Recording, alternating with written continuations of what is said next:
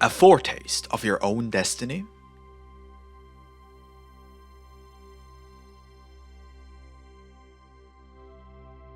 And after 6 days Jesus taketh Peter, James, and John his brother, and bringeth them up into an high mountain apart, and was transfigured before them. And his face did shine as the sun, and his raiment was white as the light. And behold, there appeared unto them Moses and Elias talking with him. Then answered Peter and said unto Jesus, Lord, it is good for us to be here.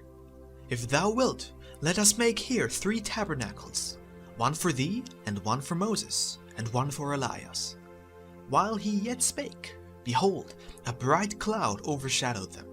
And behold, a voice out of the cloud, which said, This is my beloved Son, in whom I am well pleased.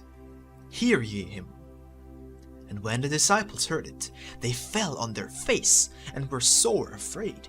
And Jesus came and touched them, and said, Arise, and be not afraid.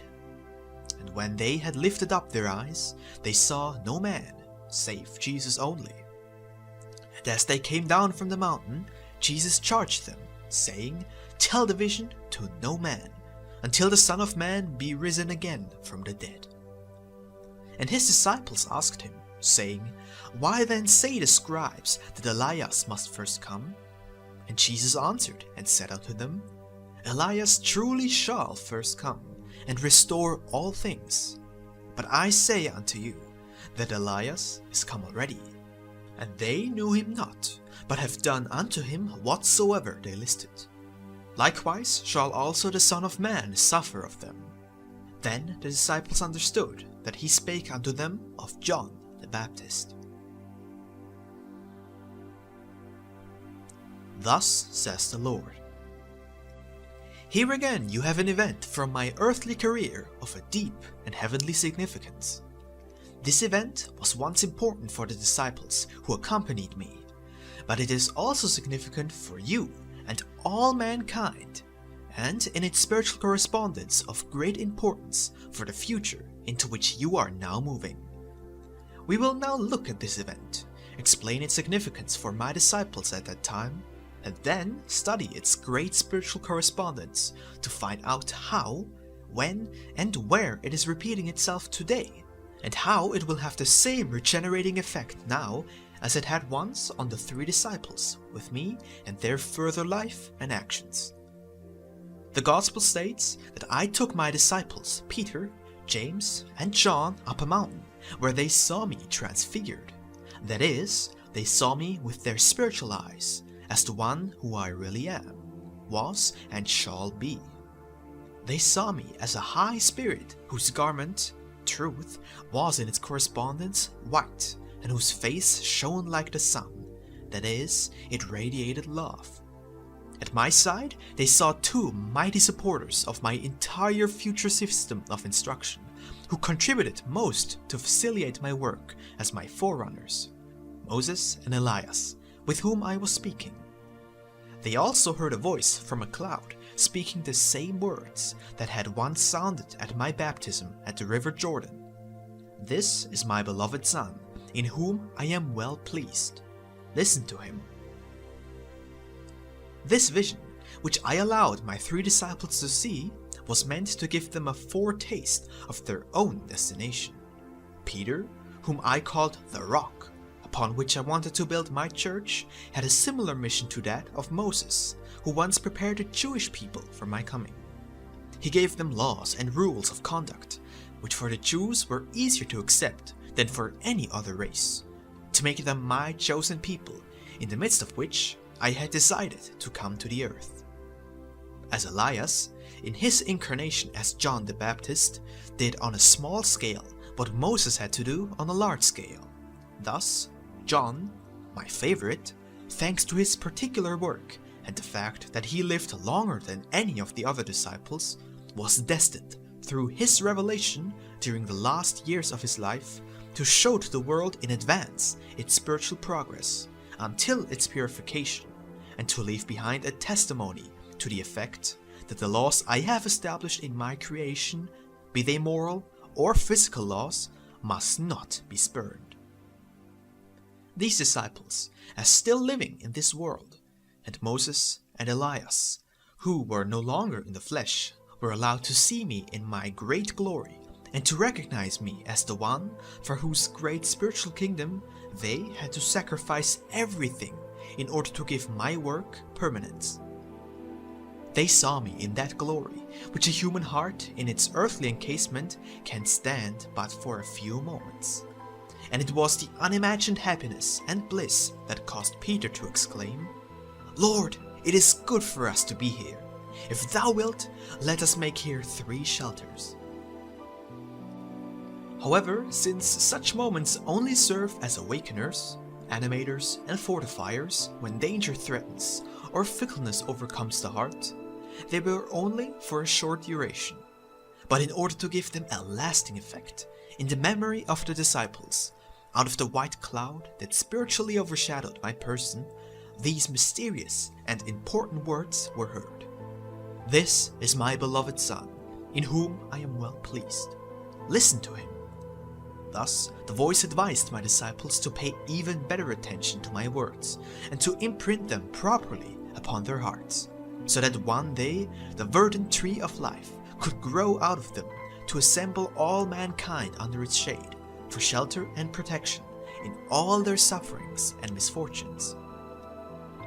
The reason why I bade the disciples not to speak of this event until I had crowned my work with my resurrection was that the other disciples would have doubted the vision or failed to comprehend it, since my disciples' power of comprehension varied like that of all other people.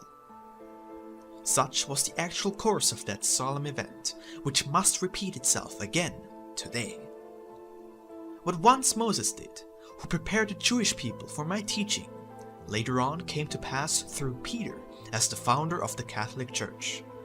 What Elias did as John the Baptist has been done in your age by all the men who had to cleanse and purify the church Peter had founded, so that it would not lose its actual value altogether. This is not to be confused with the institution, the Roman Catholic Church. Peter, as the rock appointed by Jesus, continued the spread of the Jesus teachings in the Lord's name. He can therefore be generally regarded as the first leader of the Christians. The church in Rome, however, was founded by Paul. See Jacob Lorber, Robert Bloom, Volume 1, Chapter 81-2, HES. What once Peter represented as the future sustainer of my teaching, now other men will become, who will re-establish my kingdom. And as in my days, the Jewish people were misled by the Pharisees and scribes. Likewise today, all humanity is bound by ceremonies and customs, living in the fulfillment of the latter, without understanding the spiritual meaning of the words of my so simple gospel. Therefore, there must again be men who put my teaching back upon its original foundation, upon my own words. Even if these men are not immediately successful in their attempt to teach all mankind, just as my disciples were not immediately successful, they are, nevertheless, called to sow the seed. It does not matter whether the seed falls everywhere upon good soil, or upon the road or stony ground. The germinating seed will replace what was lost, and prepare the spiritual ground to make it worthy of looking forward joyfully to my second coming. As in those days, I took my disciples to an elevated spot, giving them a little foretaste of the reward awaiting them if they faithfully stayed with me. It happens also today that I lead many a faithful who, in the solitude and stillness of night, gives himself over to me, far beyond the physical world, opening up to him in a great vista the glorious future he may expect if he remains true to me and my teaching.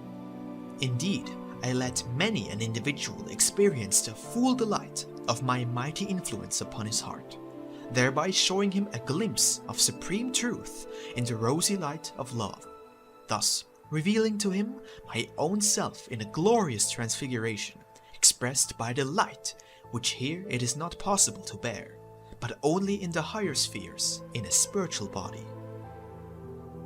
In the Mosaic laws, Moses built his irrevocable principles of the Jewish religion upon the one idea: there is but one God. And because of this, the Jewish people, and none other, was suited to count me among them. Since in those days polytheism prevailed everywhere, it would have been impossible to remove all the gods at once, to put up a single one in their place. The Jews, however, had only the one God, which made it easier to build a divine religion among them. Thus, Moses was the preparatory worker, like a laborer in the vineyard, who breaks up the soil. He was allowed by the one who trimmed the vines, and that was Elias. He trimmed the vines during his time, and later as John the Baptist, thereby stimulating the activity in order to obtain better fruit, so that the harvester may be satisfied with the workers who did the preliminary work. Thus, John the Baptist was the second laborer in my vineyard, until I came myself to put the finishing touches to the work, add what was missing, and bring the fruit to maturation. This means that out of the decomposed earth around the stem of the grapevine, I called forth new life, which, becoming more and more refined along the stem, was matured and trained from gross matter to the finer spiritual fruit, the grape. As previously, Moses, thus later on Peter, was the rock upon which my church was founded. No revolutions or storms could destroy it. Often enough it has been perverted through the tyranny and lust for power of individuals. But as once my transfiguration was allowed to take place in the presence of my disciples, when my spiritual, divine being shone through my earthly form, so it is happening now. The spiritual garment is beginning to shine through the earthly pomp and ceremonial of the Catholic cult and its false doctrines. The cleaning up and transfiguration is beginning. Night is followed by dawn, and dawn by day. The long-restrained light of truth is breaking through. The anticipation of a higher ecstasy, the transfiguration, is alive in all minds, and the spiritual wind, blowing through all that is of the world, and awakening the sleepers, is sensed by all. Like a ray of light falling through a shutter upon a sleeper who, awakened by its life force, begins to turn around in his bed, unaware of what is happening to him. Thus, this transfiguration is starting. In many heads, it is already dawning. Moses prepared his contemporary Jewish people for my reception, Peter the generation following him, and in these days, the teachers with enthusiasm for my teaching are going to be the Johns, who, like my disciple, will also become my favorites and witnesses of my love and grace right into their old age. Thus, the same spiritual process of purification takes place, first from the solid to the softer, from that to the volatile to the ethereal, and finally to the spiritual. As in those days, I was nailed to the cross, my teaching mocked, and my disciples abused and persecuted. So it will be again. Instead of my person, my teaching will be crucified and mocked. My fighters will also have to battle with all kinds of injustices, but they, too, will be victorious and see me transfigured at my next descent. Then the voice of their conscience will proclaim, "Blessed be you, because you remained true to him. Listen to his words and apply them and pass them on to others the way he wants them to be understood." Then the transfiguration will not end, as once with my disciples, but my pioneers will be able to see me face to face, everlastingly, and rejoice over my victory, and theirs together with all those who passed on before. Such is the symbolical meaning of the transfiguration. Make sure that you too may participate in it, so that you may be counted among those who, disregarding all that is of the world, have made me and my teaching the principal purpose of their life and aspirations.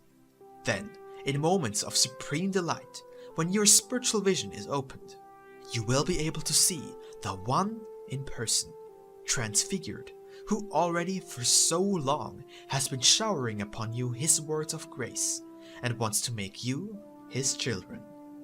Amen.